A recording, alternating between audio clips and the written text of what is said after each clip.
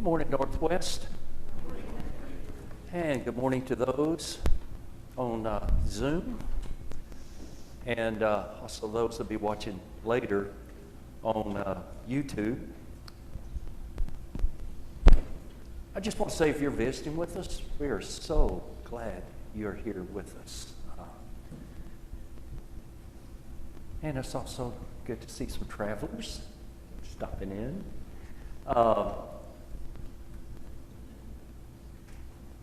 I want to say that with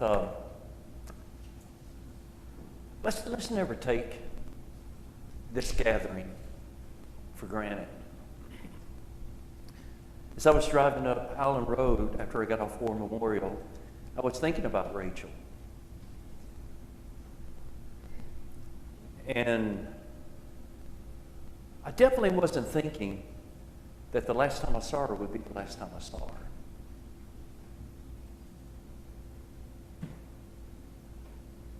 And not trying to be morbid,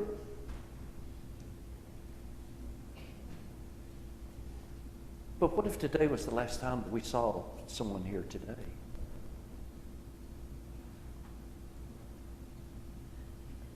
And it doesn't have to be an older person. I mean, you think about Rachel. I don't even know how old Rachel was. I've heard everything from 35 to 50.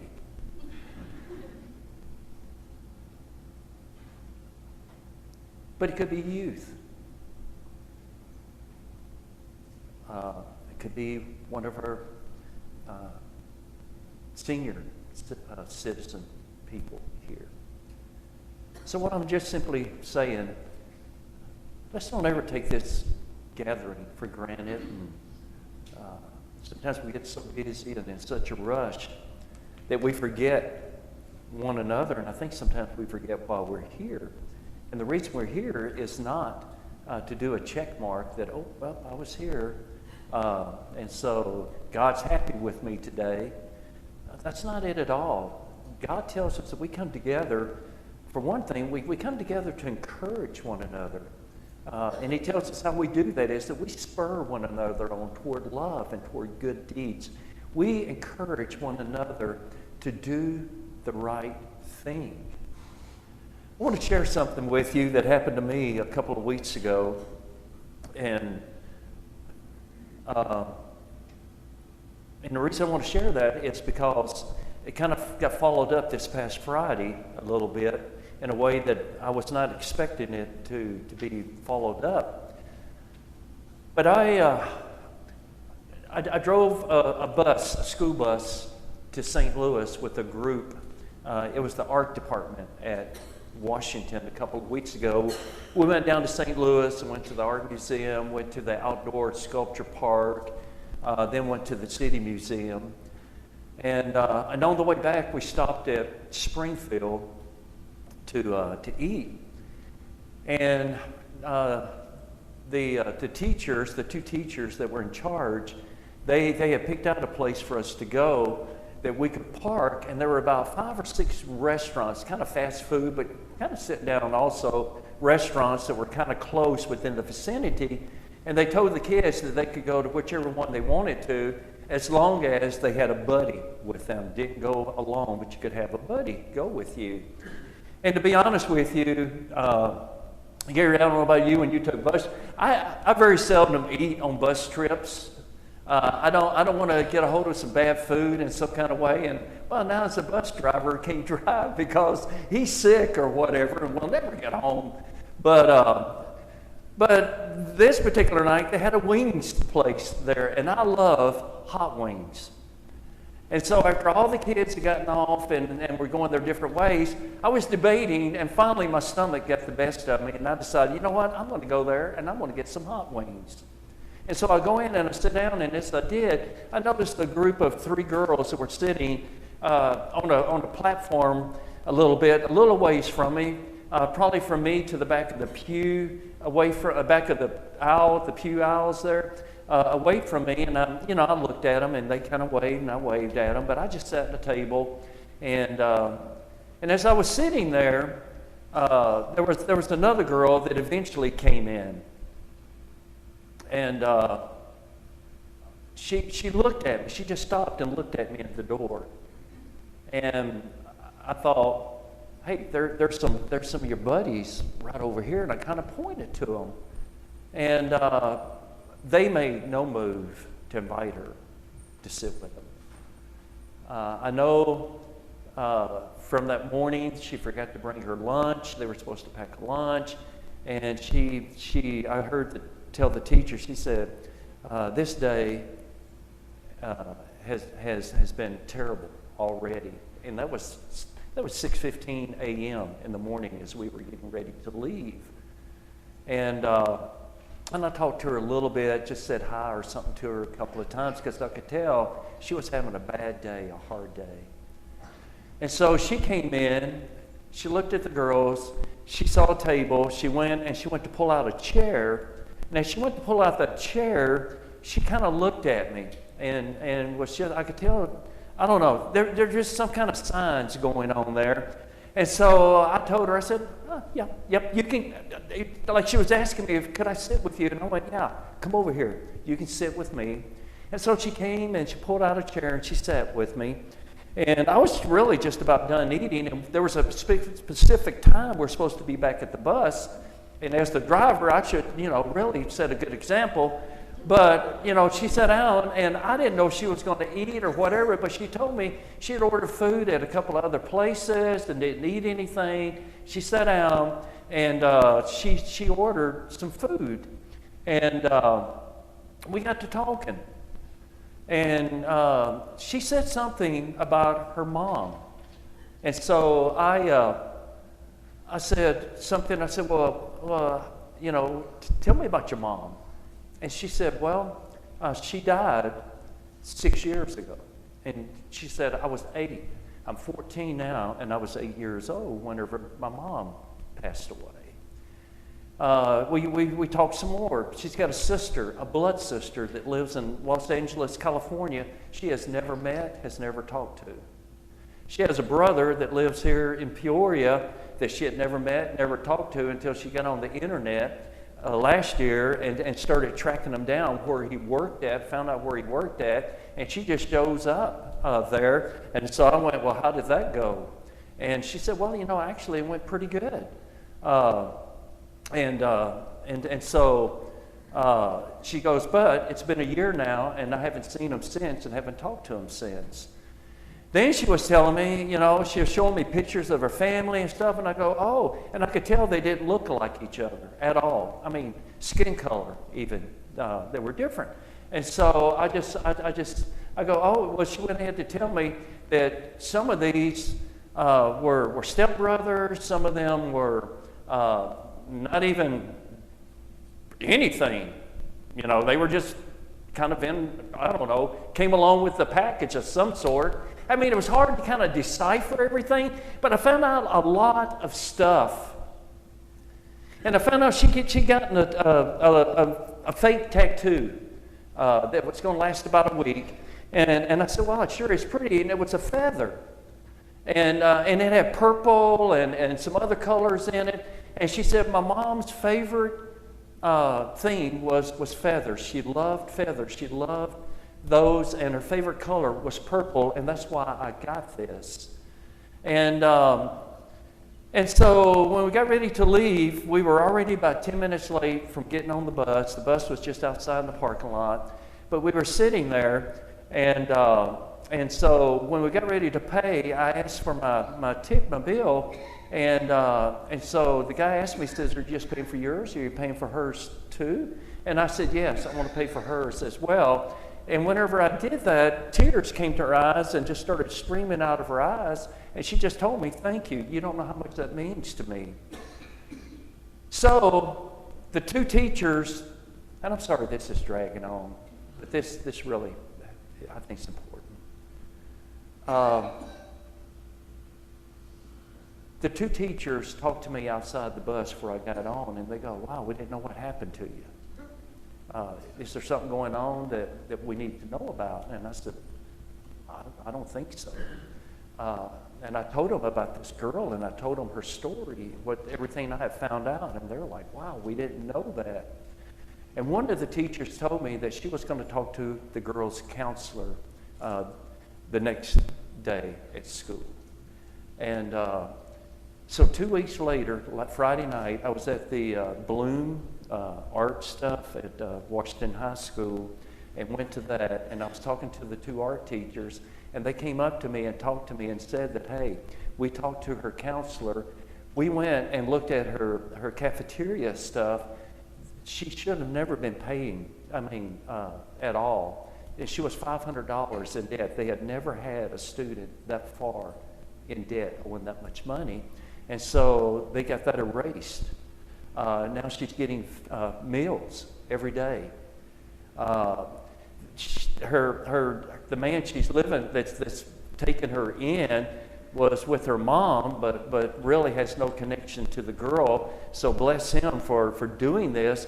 But he's been pretty mean, pretty cruel, and has not really taught her anything. So another thing they found out, she knew nothing about personal hygiene.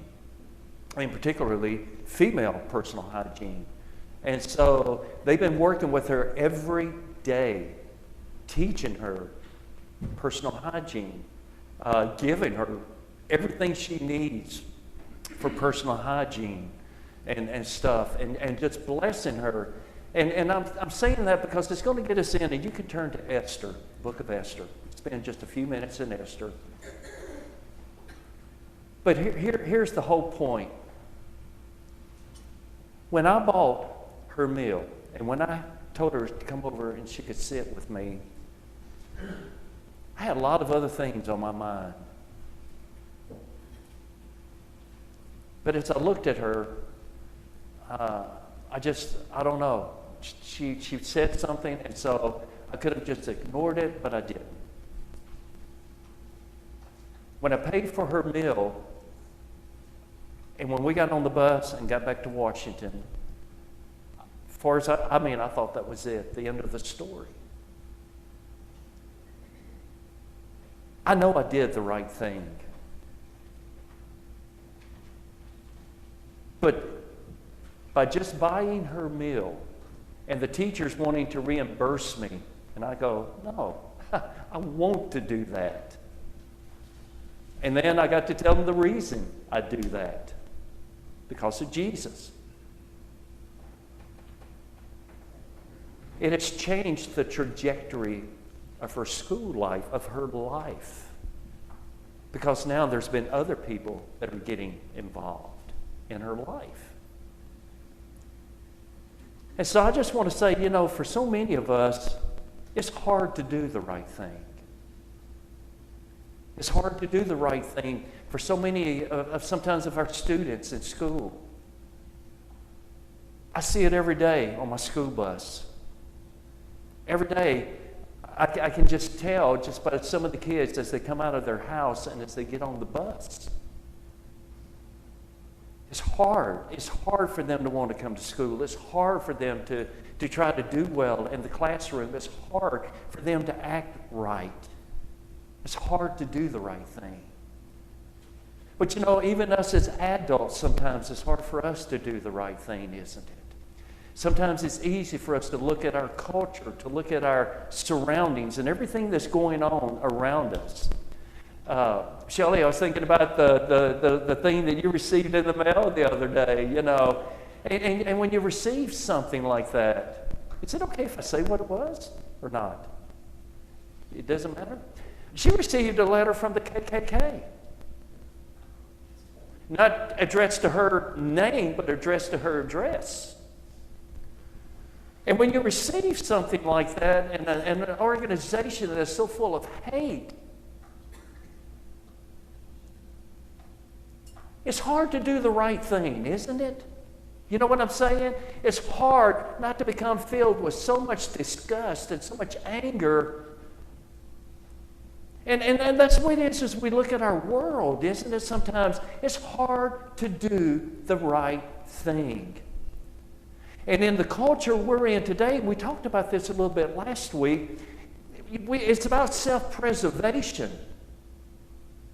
we know that sometimes if we do the right thing, we're going to get all kinds of junk thrown at us from people, whether it's on social media or people to our face. They're going to yell at us, they're going to scream at us. If we say or do something that they think is not right, they're going to clean our clocks. They're going to clean your clock. And so it's hard to do the right thing, because I'm going to just tell you, there ain't no right thing.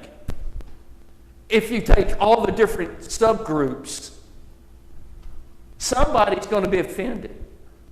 Somebody's not going to like it. And so I was talking to Aaron about this. Really, you know, when I look at the book of Esther, it ought to be called the book of Mordecai. And I thought about this a few weeks, months ago maybe, after I read through the book of Esther. It's just been coming back on me about Mordecai. If there had not been a Mordecai, we never would have heard about Esther. In Esther, they're living under political oppression.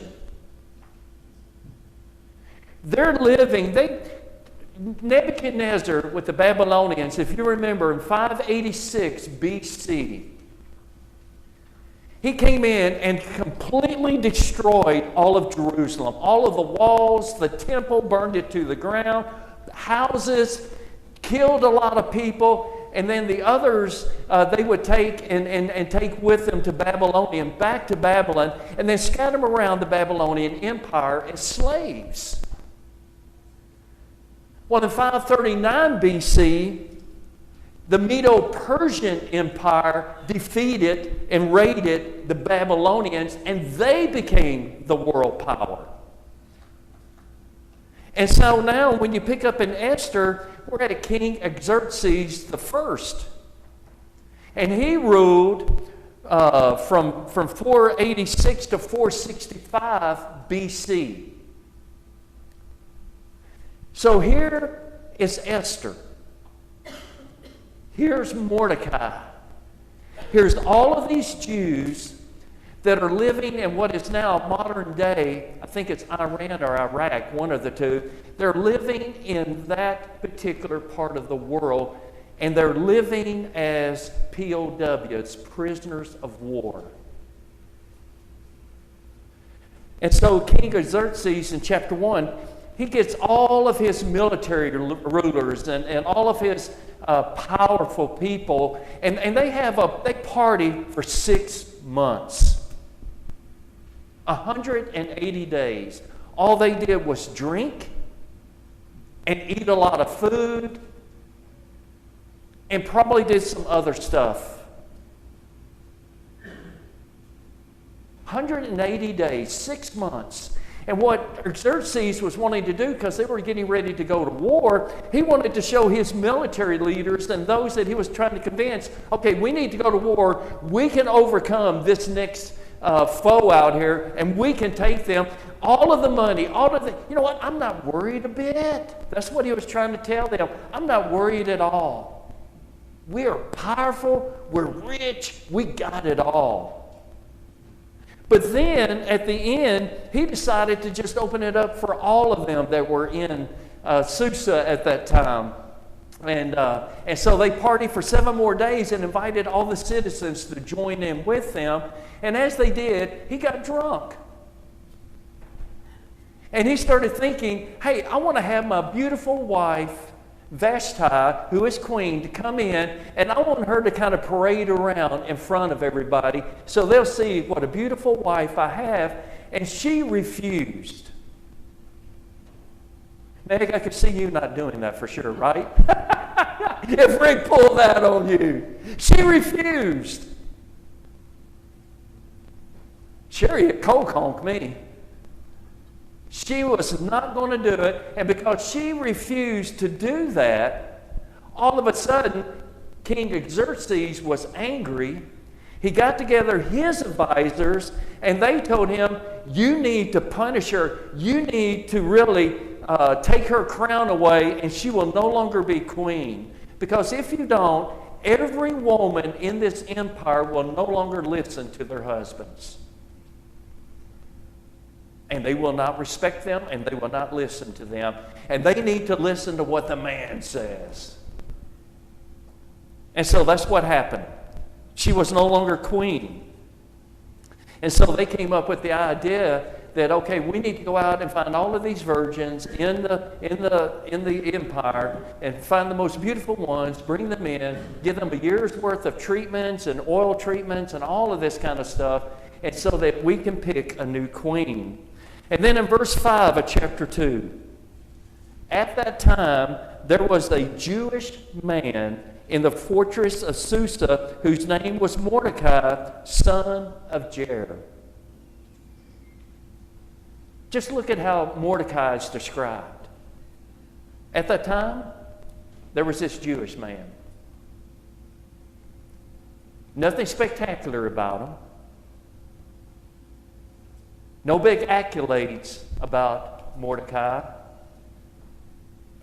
He was a Jewish man, which meant that he was a part of God's chosen people, the nation of Israel.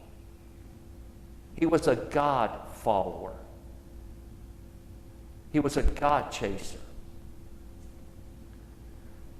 And so he was from the tribe of Benjamin and was a descendant of Kish, which means that he was also a descendant of Saul. But Kish was Saul's father. So he was a descendant of Kish, not necessarily his own son, but somewhere in the family line of Kish, which means that he was kin to Saul and Jonathan. And his family had been among those who, with King Jehoiachin of Judah, had been exiled from Jerusalem to Babylon by King Nebuchadnezzar. And this particular one happened in 597 BC before the big destruction in 586. So he has seen a foreign power come in, kill a lot of his friends, a lot of his kinfolk, and then actually capture all of these people, bring them back to Babylonia. This man, Mordecai, had a very beautiful and lovely young cousin, Hadassah, who also was called Esther. And when her father and mother died, Mordecai adopted her into his family and raised her as his daughter. That's significant.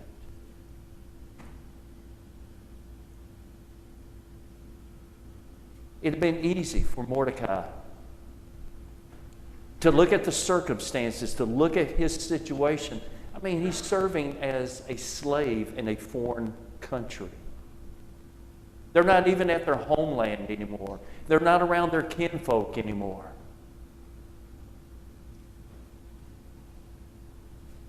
But he adopts Esther, whose mother and father had died.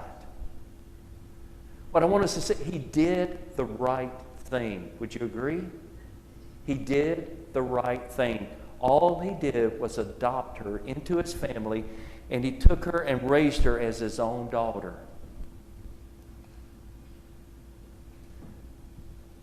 And then, lo and behold, in chapter 2, Esther was chosen as queen by Xerxes. And so then, in verse 19, Mordecai had become a palace official. Actually, he was a gatekeeper at the king's gate. And I'll tell you about that in just a second. Esther continued to keep her family background and nationality a secret. She was still following Mordecai's directions just as she did when she lived in his home. So Mordecai is counseling and teaching things to Esther, and Esther is listening to him. He's doing the right thing. He just didn't adopt her into his house and then just leave her alone. He continued to teach her and help her to grow up. But he was a palace official. He was the king's gatekeeper. That means that he was trustworthy. And so he was doing the right thing. He's teaching us, church, how we can live and how we can function and how we should function as God's people, God chasers. How we should function even if we're in a bad situation, like maybe overtaken by some foreign power. a foreign power that is corrupt, a foreign power that is evil, a foreign power that really has little regard for people. That's Xerxes. That's the gate that Mordecai was guarding to make sure that nobody would come into that gate to harm the king. He was the gatekeeper. But then, verse 21, one day, as Mordecai was on duty at the king's gate, two of the king's eunuchs, Bigthana and Teresh, who were guards at the door of the king's private quarters. So there were also guards at the king's private quarters at his door that went into his room. And they were eunuchs.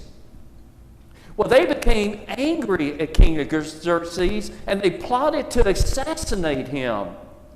But Mordecai heard about the plot and gave the information to Queen Esther. She then told the king about it and gave Mordecai credit for the report. When an investigation was made and Mordecai's story was found to be true, the two men were impaled on a sharpened pole. This was all recorded in the book of history of the kings of Xerxes' reign. So here's Mordecai. He's a Jew. He's serving the king of Persia, who murdered people right and left, who was keeping them from freedom. But yet Mordecai, when he heard about this assassination plot by the two doorkeepers of Xerxes, he did the right thing. Even though Xerxes would be looked at as someone who did not deserve to be told that. And maybe there were a lot of Jews that were living in Susa at that time that were hoping, I wish somebody would just kill him. And here it was. And the only other one, apparently, that knew about this assassination plot was Mordecai. And Mordecai did the right thing, and he told Esther, Queen Esther, and Queen Esther goes in to King Xerxes, her husband now, and she tells him, here's the plot. And when they checked it all out, sure enough, these two guys had plotted to assassinate King Xerxes. But I'm looking at all the little ways of people that are doing the right thing. Esther did the right thing in this situation instead of her taking credit, or instead of her just going in telling Xerxes, hey, I heard through the grapevine that these two guys are going to assassinate you. You might want to check it out. So he checks. She didn't do any of that. She gave the credit to Mordecai because he was the one that found it out. See, we know the whole story, don't we? I know, Joan, you know the whole story, right? It is easy for us, it's easy for me to have read this. I know the whole story. I know what's going to happen. But Esther and Mordecai didn't. They're just doing the right thing. It's like me with the little girl that I bought her dinner for that night. I did not know what was going to happen. I've had other teachers tell me certain things at times. They never follow through. This one followed through. I did not buy her dinner because I knew what might happen. I had no idea what might happen. I just wanted to do the right thing. And that's the way it was with Mordecai. Do we realize that Mordecai, that he could have been killed because he passed that news along? What if somebody had come in and taken the story and twisted it and said, no, it's not those two guys that's going to assassinate you. It's Mordecai. He's the one that wants to assassinate you. I mean, there's so many things, but Mordecai was not concerned about his self-preservation. Mordecai was concerned about pleasing God and doing the right thing. So then we read about in chapter 3 this Haman that comes into power. And King Xerxes makes him the ruler over everybody else, and he's the second most powerful man in the whole empire, according to verse 1 of chapter 3. And in verse 2, all the king's officials would bow down before Haman to show him respect whenever he passed by, for so the king had commanded. But Mordecai, he refused to bow down or to show him respect. Well, then the palace officials at the king's gate, they asked Mordecai, why are you disobeying the king's command? And they spoke to him day after day, but he still refused to comply with the order. So they spoke to Haman about this to see if he would tolerate Mordecai's conduct, since Mordecai had told them that he was a Jew. And Haman, when he saw that Mordecai would not bow down or show him respect, he was filled with rage. He had learned of Mordecai's nationality, so he decided it was not enough just to lay hands on Mordecai alone. Instead, he looked for a way to destroy all the Jews throughout the entire empire of Xerxes. There's more to it than just bowing down and showing respect. When you look at the actual language here, what Haman was requiring of everyone that he walked by was to be worshiped. You worship me. Don't you know who I am? Don't you see all the power that I have? Bow down. But Mordecai couldn't do that,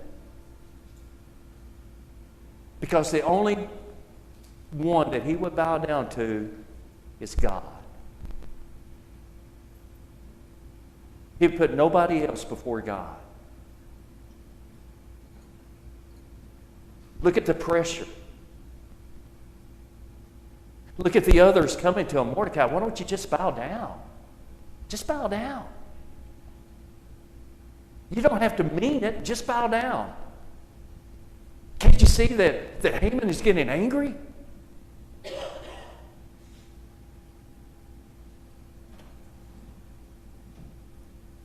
What would you do in that situation? What do we do in that situation even today? And we're not even faced with something this significant. Do I do the right thing? Do you do the right thing? See, at the very core of who we are, this is what we are. We are people of God that do the right thing in every situation.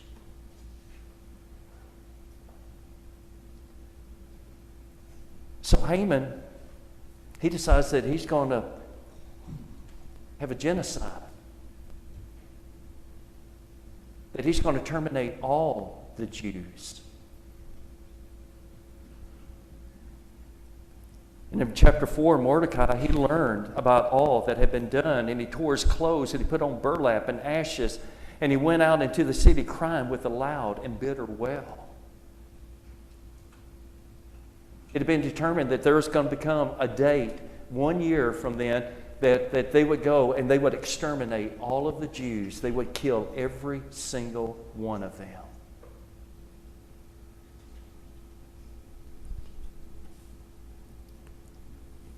So here's Mordecai. He cares about the people. He has compassion, not just for himself and his own life, but he has compassion for all the Jews. And so he is mourning, he's in sackcloth and all that kind of stuff.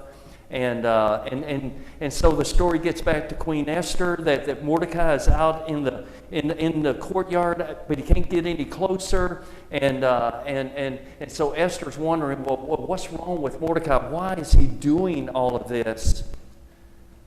And so Mordecai sent back word to Esther that this is what Xerxes is going to do. This is what Haman is going to do. He's going to kill all of the Jews. And don't you realize, Esther, that you are a Jew? And if he finds out you are a Jew, he's going to have you killed as well. And Esther, she said, well, yeah, but Mordecai, I cannot go in and talk to Xerxes unless he asks for me.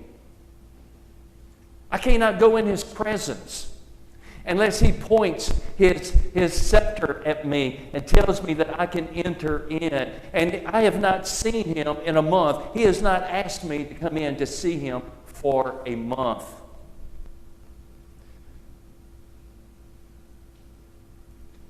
So that's whenever Mordecai sent back this reply in verse 13 of chapter 4. Don't think for a moment that because you're in the palace that you will escape when all the other Jews are killed. If you keep quiet at a time like this, deliverance and relief for the Jews will arise from some other place. But you and your relatives, they'll die. Who knows if perhaps you were made queen for such a time as this? And so then Esther sent this reply back to Mordecai. Go and gather together all the Jews of Susa and fast for me. Do not eat or drink for 3 days, night or day. My maids and I will do the same. And then, though it is against the law, I will go in and see the king. And if I die, then I must die. So Mordecai went away, and he did everything that Esther had. Esther had ordered him.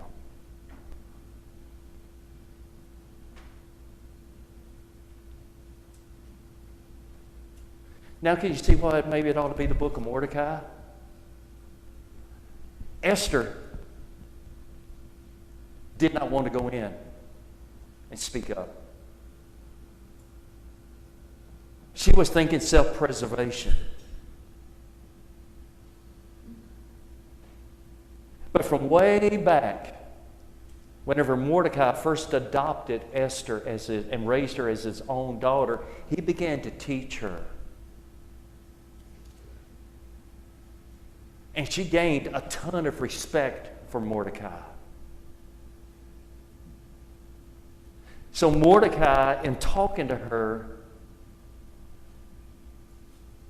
convinced Esther to do the right thing.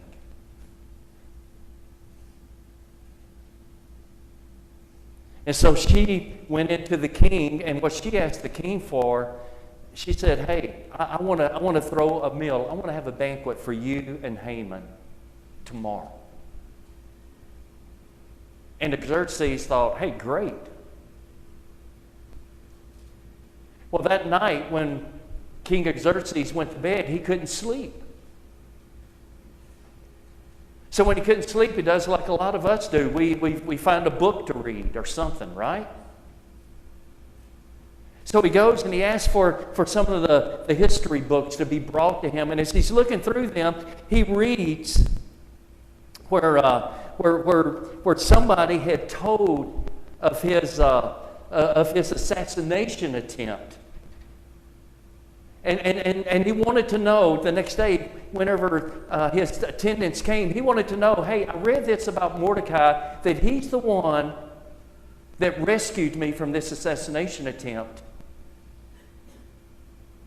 But I don't see where he was ever rewarded. Was he ever rewarded? And they said, no, he was never rewarded. And so Xerxes says, okay, I want to reward him now. So after Haman and Xerxes have that first banquet meal with Esther, King Xerxes asks Esther, okay, I know there's something really on your mind that you want to ask me. What is it? And she says, well, hey, I tell you what, why don't you and Haman come back tomorrow and I'll have another banquet for you. And then I'll tell you. So Haman is thinking, man, I am a top dog. Look at me, look at him. And so he goes and he starts bragging to all of his friends. And he brags to his wife about how popular he is. And hey, I'm the only one that has been invited to have a banquet with Queen Esther and King Xerxes. And not only that, they've invited me to come back the next day. But he was still angry at Mordecai because Mordecai still would not bow down to him. And so he was telling his friends, you know what? It still just aggravates me that Mordecai won't bow down and reverence me, worship me.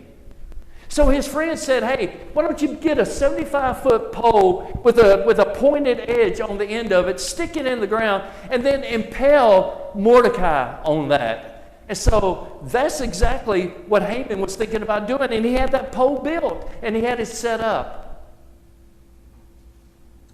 So the next day, when they go for the banquet, Esther tells Xerxes, here's what I want. There's someone out there that wants to kill all of my people, and me included. And Xerxes goes into a rage, and he wants to know, who is it? And she points at Haman and says, it's Haman. The king gets so angry, he stomps out for a moment. And while he stomps out, Haman gets all nervous, and he goes to Esther, and he kind of falls on her, and he's begging her, please, please, please. And by that time, Xerxes walks back in. He sees Haman all over his wife, and he says, and now you're going to, fall all over my wife?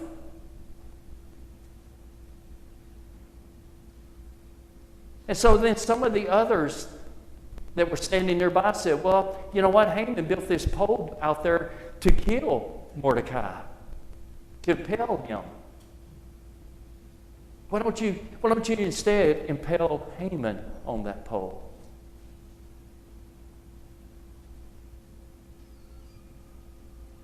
And so that's what happened. But then all of the Jews were saved. They survived. Why?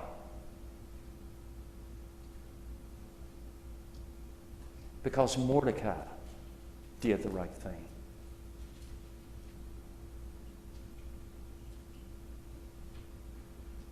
When he first adopted Esther, he did not know what was going to happen in the future. He did not see the end of the story. All the way through, he never saw the end of the story.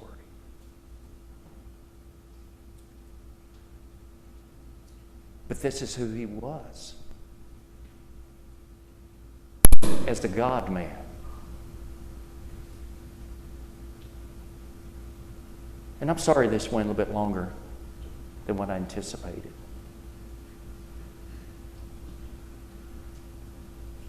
But here's all I want to say to us. We have a world outside this building that is hurting.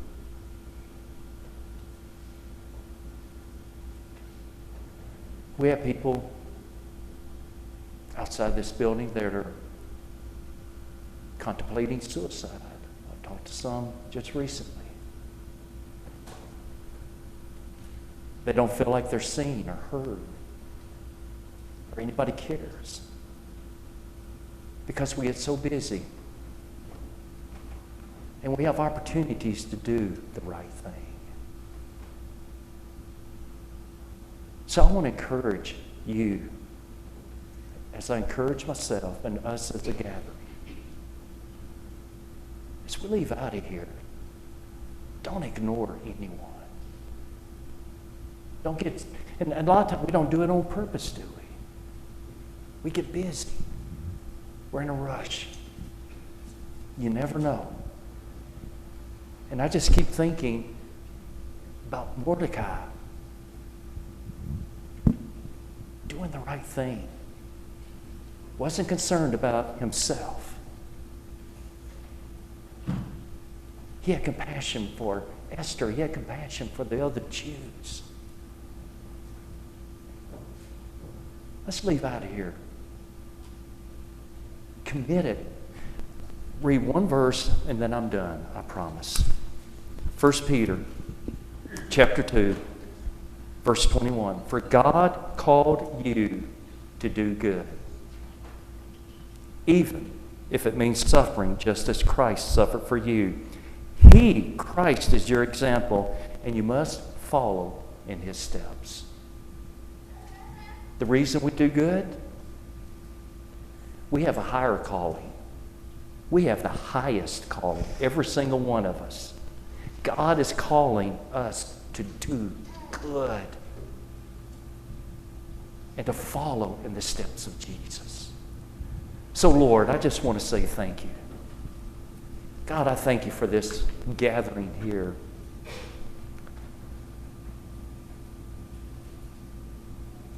Lord, I pray that if for some of us, if we're not familiar with the story of Esther, maybe we'll go back and read a very short 9 chapters. But through all of it, Father, I pray that the message we hear today is that you, God, you've called us to do good. No matter what the situation, no matter what the circumstances, no matter what might happen to us, we want to honor you, Jesus, in all things. So bless us today in doing good. In Jesus' name, amen.